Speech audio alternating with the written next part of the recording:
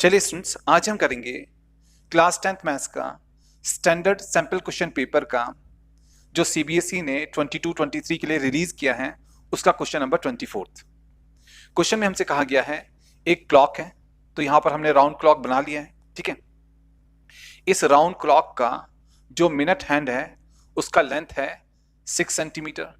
And आपने अच्छी तरीके से याद रखना है कि जो राउंड क्लॉक होता है उसका जो मिनट हैंड होता है, उसका जो लेंथ होता है वो राउंड क्लॉक का रेडियस होता है। तो यहां पर हमारा जो रेडियस है इस राउंड क्लॉक का वो 6 सेंटीमीटर है। ठीक है, आगे क्वेश्चन में हमसे कहा गया है कि अगर इस राउंड क्लॉक में जो मिनट हैंड है अगर वो 7:05 से 7:40 तक मूव करता है, इस राउंड क्लॉक में जो मिनट हैंड है अगर वो 7:05 से 7:40 तक मूव करता है, तो वो कितना एरिया कवर करेगा, कितना एरिया स्वेप्ट करेगा, ये हमने फाइंड करना है। ठीक है, तो चलिए सॉल्यूशन स्टार्ट करते हैं। तो देखिए स्टूडेंट्स, यहां पर हमारे पास में ये राउंड क्लॉक है। अब यहां पर 12 होगा, यहां पर 1 होगा, यहां पर 2 होगा, यहां पर 3 होगा, यहां पर 4 होगा, यहां पर 5 होगा, यहां पर 6 होगा, यहां 7, यहां 8, यहां 9, यहां 10, यहां 11 एंड यहां पर तो 12 हो गई होगा ना। अब देखिए 7:05 पर जो मिनट हैंड होगा ना, जो मिनट हैंड होगा, आर एन की बात नहीं हो रही है, जो मिनट हैंड होगा वो 1 पर होगा, इस प्रकार से। ठीक है, 7:05 पर मिनट हैंड 1 पर होगा ना, 1 पर होगा, यहां पर 1 पर होगा। एंड जब 7:40 होगा तो जो ये मिनट हैंड है ना, जो ये मिनट हैंड है वो ऐसे मूव करता हुआ 8 तक पहुंच जाएगा ना, यहां पर पहुंच जाएगा। तो हमने देखा कि 7:05 से 7:40 तक है ना, ये जो मिनट हैंड है वो 35 मिनट्स जो है यहां पर घूमेगा, 35 मिनट्स यहां पर मूव करेगा। तो यहां से यहां तक 35 मिनट्स में वो पहुंच जाएगा।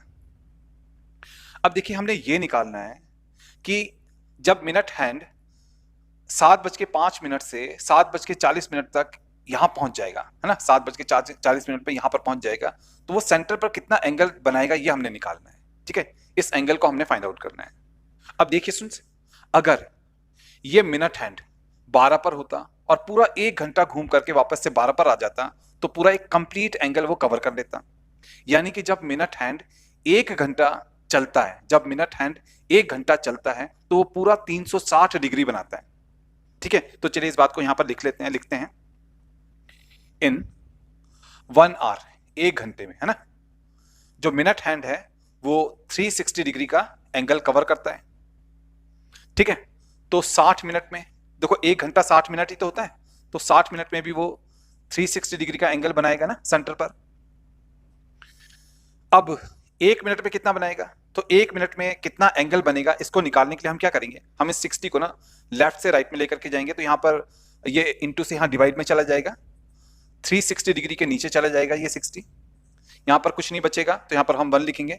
तो हमारे पास में आ गया कि 1 मिनट में जो मिनट हैंड है ना वो 360/60 एंगल बनाएगा। ठीक है, तो 1 मिनट में जो मिनट हैंड है वो 360 डिग्री अपॉन 60 एंगल बनाएगा। ठीक है, अब 0 से 0 कैंसिल आउट कर लेते हैं, 6 से ऐसे काटेंगे तो 6 आ जाएगा।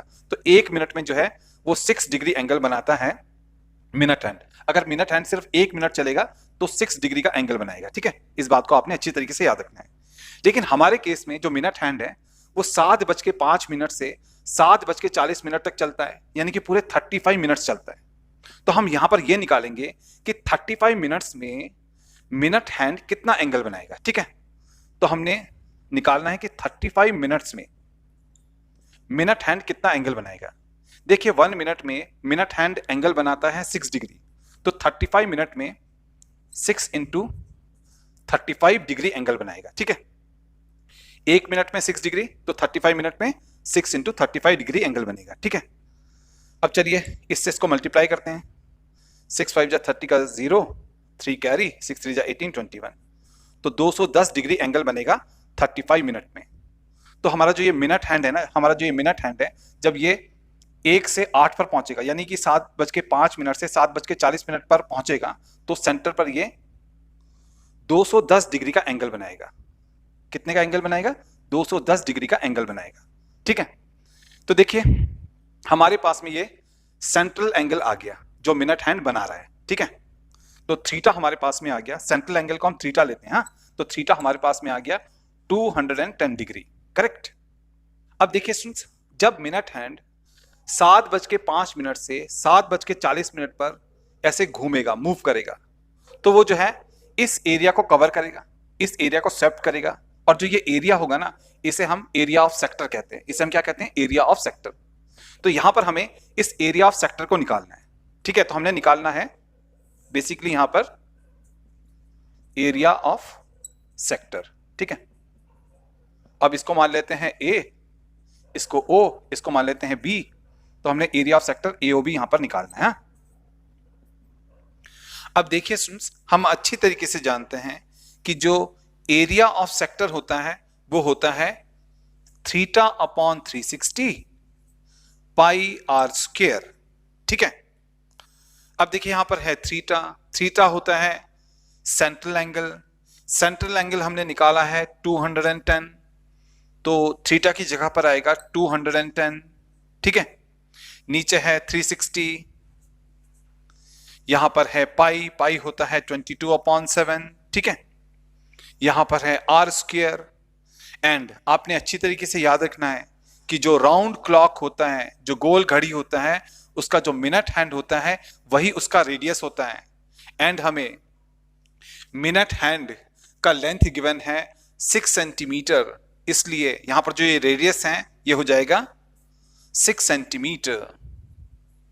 6 सेंटीमीटर पर स्क्वायर है, तो 6 सेंटीमीटर को हम 2 बार यहां पर इंटू में लिख लेंगे, ठीक है ना। अब देखिए 0 से 0 कैंसिल आउट, करेक्ट। अब 6 जा 36 होता है, तो 36 भी कैंसिल आउट, करेक्ट।